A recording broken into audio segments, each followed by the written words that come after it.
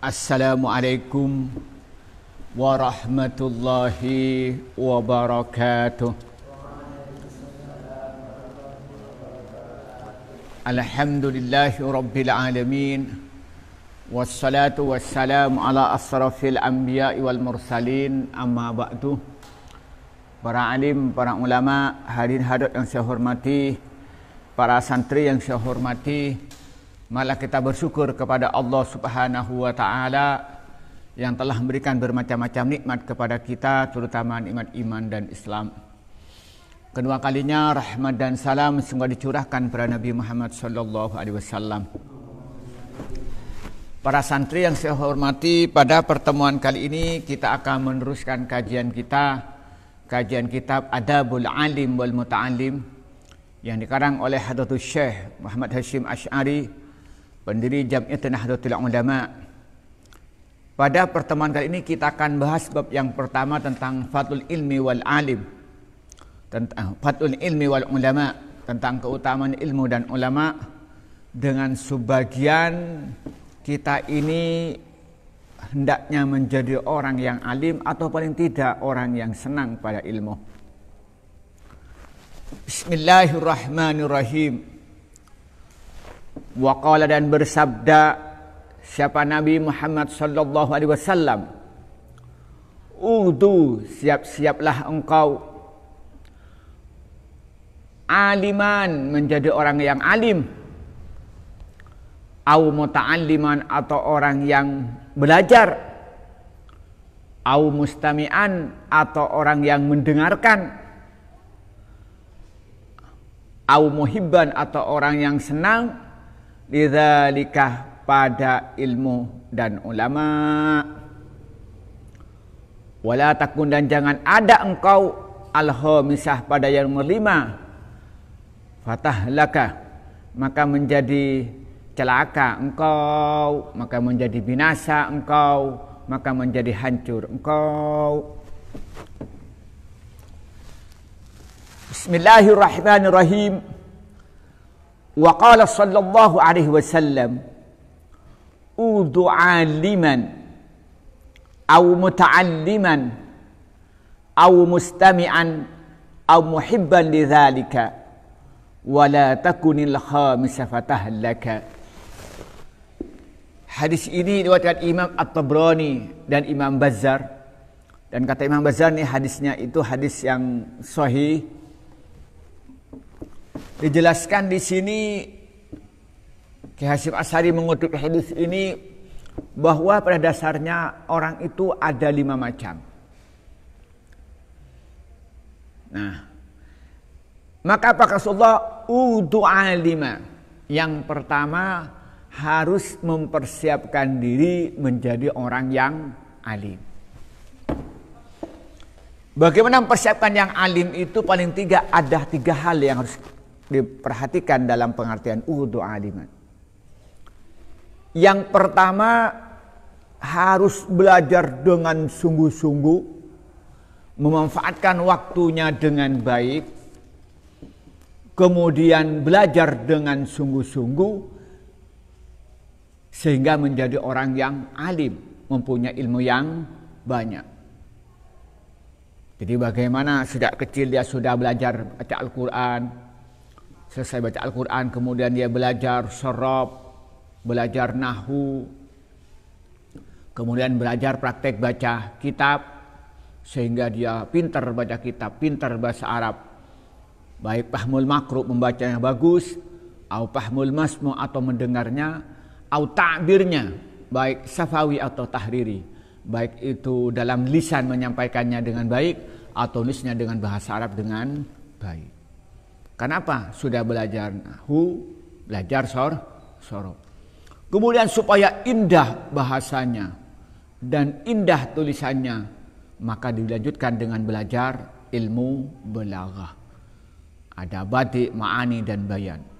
Nah, supaya logikanya bagus, sistematika, baru dia belajar yang namanya ilmu mantik. Ilmu mantik yang tidak tercampur dengan kekeliruan-kekeliruan yang dimiliki oleh filosof. Nah,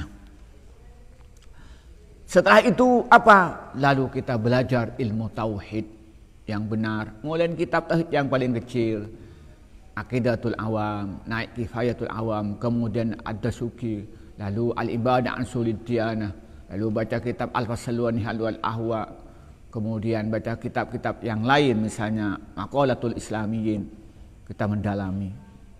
Nah, kemudian belajar fikih. Mulai dari fikih, kitab yang paling kecil, mulai dari Safina, Sulan, Taqrib, Fathul Qari, Fathul Mu'in, Fathul Wahab, Iqna, kemudian belajar kemudian Al-Majmu, kitab kemudian belajar Madahibul Arba'ah, kemudian kitab misalnya Syarh Ma'anil Athar, Al-Mutawwanatul Kubra, misalnya itu Hasyid bin Abidin, pewananya Bidayatul Hidayah, dan juga belajar misalnya Al-Mughni dan Munil Muhtad, kita pelajarin semua. Kemudian belajar ilmu akhlak, mulai dari kitab yang paling kecil, Bidayatul Hidayah, Minhajul Abidin, Ihya Ulumuddin. Umpamanya kita belajar misalnya kitab-kitab yang lain, misalnya tentang yang bicarakan tentang akhlak, misalnya sehingga menjadi orang yang ahli di bidang ilmu akhlak. Lah, itu yang pertama, harus belajar sungguh-sungguh supaya menjadi orang yang alim. Yang dimaksud udu alima, maka hendaknya seorang yang alim apa? Harus mengajar. Dia punya ilmu nggak ngajar, apa artinya? Sampai pintar baca kitab Fathul Mu'in nggak ngajar, apa manfaatnya? Sampai pintar ilmu tafsir pintar, tafsir sudah pintar, nggak ngajar, sibuk mencari uang, ya berarti apa?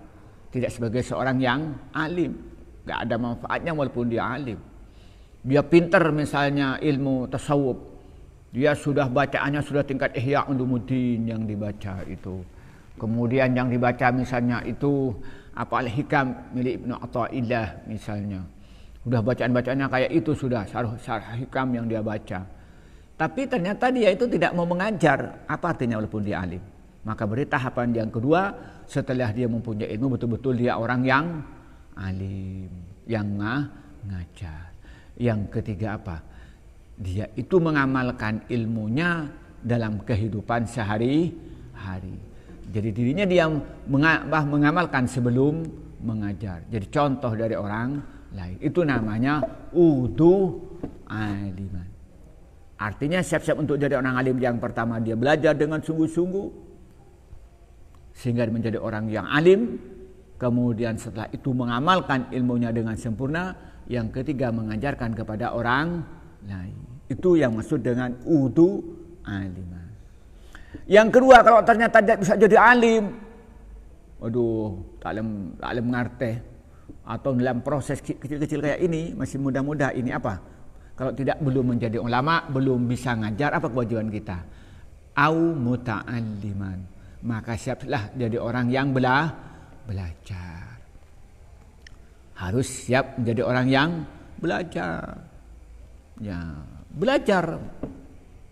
Kita pagi belajar, siang belajar, sore belajar, malam belajar, terus belajar sesuai dengan yang dituntun oleh gurunya. Mulai belajar kitab dasar dalam ilmu bahasa, sorob, mulai satu tasrif, kemudian belajar apa nado maksud misalnya, kemudian belajar kailani supaya ngerti sorob. Kemudian nanti belajar alfiyah bagian akhir ketika membahas sorob. Kita pelajari siapa pintar sorob. Begitupun nahu, mulai dari muhtasor kita pelajari. Kemudian kawakib ad-durriyah. Kemudian belajar di Imriti. Kemudian belajar alfiyah, belajar Ibnu Aqil. Kemudian belajar Awdahul Masalik. Kemudian baca Hadori. Semua pelajaran atau Alkitab milik Imam Syuwawi. Kita pelajarin semua supaya ahli ilmu nahu. Wah, dahsyat. Kalau Fadol pulangnya sudah ternyata Fadol itu mondok di Wonurjo, hafal Quran, hafal mondok di Malal Quran sebentar sudah hafal alfiyah, hafal Quran. Ada asat, bingung ibunya ini. Wah, ini waktunya dinikahkan, ini sudah pintar semua. Nah, kalau ternyata nggak bisa apa? Au muta'al liman. Harus siap-siap belajar. Lah, orang belajar itu bukan sekedar belajar begini, harus tirakat, harus istiqomah. Jam berapa harus ngaji, jam berapa harus sinau, jam berapa harus istirahat, jam berapa harus dirinya itu setoran, jam belajar harus dia itu musyawarah, semuanya harus teratur. Itu. Nah, kemudian yang kedua, yang dimaksud dengan muta'alliman ini harus dirinya itu rendah hati. Kalau tidak tahu ya belajar. Kadang tak tahu mah tahu, kan beda kayak itu ya. Dirinya nggak bisa pura-pura bisa, ya nggak pernah bisa. Ya kalau nggak bisa sudah ngaku terus terang, memang apa sih gengsinya kalau nggak bisa? Ya belajar. Saya punya prinsip begini, kalau ada orang yang mau ngaji kepada saya ajari. Tapi kalau ada yang mau ngajar, saya belajar. Maka saya rajin belajar, rajin baca kitab, rajin mendengarkan ceramah-ceramahnya orang. Kalau sekarang itu karena zamannya COVID-19, saya ngikutin yang namanya webinar, Zoom. Wah, kayak besok ini tingkat internasional, bicara tentang ekonomi. Ada narasumbernya itu dari Al-Azhar, dekan kuliah tijarah atau fakultas ekonomi dan bisnis. Kemudian ada yang satunya dari Australia, kemudian satunya ada dari Malaysia, ada satunya dari Jakarta. Kita ngikutin belajar karena saya ini tidak punya kemampuan sekelas mereka, kelas internasional. Ya kita belajar, siap dengan senang hati mendengarkan. Jadi peserta yang baik. Kalau ada diskusi mengikuti untuk bertanya, untuk kita supaya menambah ilmu. Kalau nggak begitu, kita buka YouTube, dengerin ceramah-ceramahnya kayak Said Agil Sirot, kayak Mustafa Bisri, kita dengarkan. Atau baca yang ceramah yang lain, misalnya itu umpamanya Ustaz Abdul Somad, Ustaz Adi Hidayat, kita dengarkan semua. Ustaz As'ad, semuanya kita ikutin dalam rangka belajar, karena saya tidak mempunyai kemampuan setingkat mereka. Nah, itu kita harus siap menjadi muta'allimah. Itu berarti yang maksudnya udu muta'alliman. Kemudian yang ketiga mustami'an, dari pendengar. Lah ngaca kitab tatuah gitu kan tak bisa, tak mudeng ya. Dengar aja kalau pengajian ikut, pengajian di mana-mana itu ikut. Ya di masjid ikut pengajian, kita jadi pendengar, pengajian umum kita mendengar. Kalau enggak begitu buka HP, kita mendengarkan ceramah-ceramah ulama aswaja. Ya ulama seperti kayak Gusmus misalnya, atau misalnya ulama-ulama yang lain yang bisa kita dengar ceramahnya yang bagus-bagus, itu yang benar-benar itu kita dengarkan. Jangan ikutin ceramahnya orang yang tidak berilmu, kemudian yang disampaikan banyak yang keliru, maka kita termasuk menjadi orang yang keliru. Mustami'an. Kalau enggak bisa, alim ya enggak bisa, belajar enggak bisa, mendengar apa? Muhibban, senang. Apa bentuk senangnya? Akan mendorong orang lain supaya untuk belajar. Lalu dia bantu dana, bantu fisik, kita ikut bekerja, kita itu senang, hati kita senang kalau ada pengajian, kita senang kalau ada orang mencari ilmu. Nah, kalau punya kelebihan harta, kita sedekahkan pada mereka, beliin pisang goreng, bawa ke Al-Quran, petanda. Ya Pak ya. Saya lihat itu kalau sudah malam Jumat ya, kan banyak orang ngirim ya. Wah, senang orang semua itu ya. Ya, fadol. Maka siapa yang mau dikirim? Ada yang nggak dikirim-kirim? Siapa di sini yang nggak pernah dikirim ini? Ngampung tahu. Ada nggak kayak itu? Ada. Yang perempuan ada yang nggak dikirim? Ngampung tahu. Bahaya kayak itu itulah kita. Maka muhibban, paling tidak kita senang kepada ilmu, senang kepada ulama, senang kepada santri yang sedang belajar. Dengan memberi dukungan moral dan juga dukungan material, kita bantu untuk kebutuhan santri, kita bantu untuk pembangunan, kita bantu untuk ikut mempromosikan. Yang terakhir apa? Wala takunil khamis fatahlak. Jangan sampai orang itu benci dengan ilmu, benci pada ulama, benci kepada orang yang belajar ilmu, benci kepada orang yang senang mendengarkan ilmu atau senang pengajian, atau benci kepada orang yang menyenangi orang-orang yang baik. Nah, Atau dia itu apa? Karena kebenciannya melakukan hal-hal yang merugikan ulama, seperti yang terjadi beberapa hari yang lalu, yang nusuk ulama, tapi alhamdulillah diselamatkan oleh Allah, hanya kena baunya. Nah, jangan sampai dia itu melakukan menyakiti kepada orang yang sedang belajar atau yang sedang mendengarkan pengajian, atau dia menyakiti kepada orang-orang yang ikut senang, ikut bersukaria kepada ketika ilmu itu dikembangkan. Apa kata Rasulullah? Fatahlakah, maka kamu akan celaka. Ada nggak kira-kira kayak itu? Ada nggak? Sudah ke ulama benci, ke orang yang santri benci, kepada orang yang ikut pengajian benci, kepada orang yang mendukung pengajian juga benci, buat fitnah dan macam-macam, maka hidupnya akan celaka. Na'udzu. Semoga kita jauhkan dari semacam itu. Maka kita ini pilihan 4. Pilihan tertinggi harus menjadi aliman. Siap-siap menjadi orang yang alim. Semuanya potensi jadi orang alim. Sesuai dengan bidangnya masing-masing. Selama dia mau belajar dengan sungguh-sungguh. Dan dia ada potensi menjadi orang yang bisa mengamalkan ilmu yang dia miliki setelah mempunyai ilmu. Apalagi ilmunya banyak. Dan dia siap-siap untuk mengajar kepada orang lain, mendakwahkan ilmunya pada orang lain. Kemudian berikutnya kita harus orang yang rajin belajar untuk mencari ilmu kemana-mana. Kalau sudah tidak bisa belajar formal, tidak belajar, maka paling tidak kita itu mendengarkan pengajian umum, pengajian rutin dan sebagainya. Dan yang lain kita harus mendukung. Jangan sampai kita orang yang rugi, yaitu membenci dan mengganggu. Waqala, dan bersabda siapa Nabi Muhammad SAW, ta'allamu, belajarlah engkau al-ilmah pada ilmu, wa'allimuhu, wa'allimu, dan mengajarlah engkau kepada ilmu, an-nasa, pada manusia. Kata Rasulullah, yang pertama Rasulullah mintakan ta'allamul ilma wa'allimuhun nasa.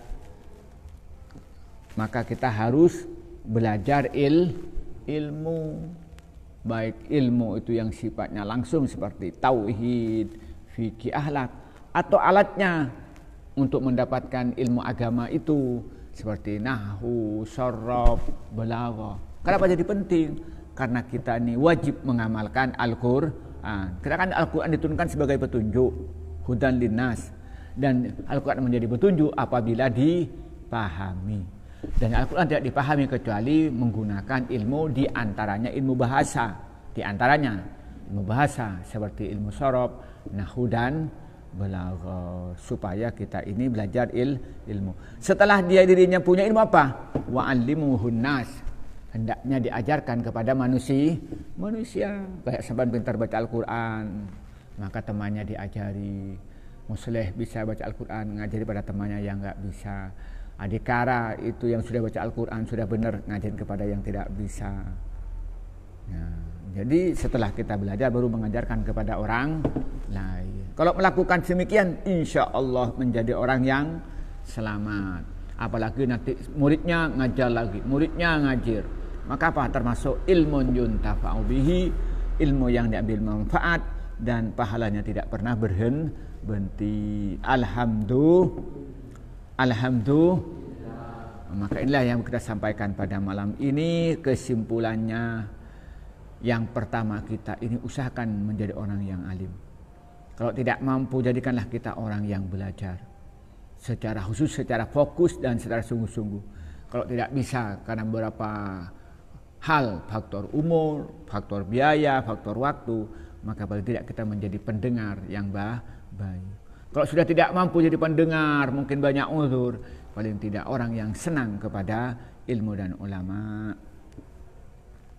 Kemudian di hadis yang Rasulullah menyatakan, hendaknya kamu belajar ilmu dan mengajarkannya kepada orang lain. Inilah yang bisa kita baca pada malam ini. Semoga kita mengambil manfaat daripada ilmu yang kita baca dari kitab Ki Hasyim Asy'ari ini. Dari saya, wallahul muwaffiq ila aqwamit thoriq. Wassalamualaikum warahmatullahi wabarakatuh.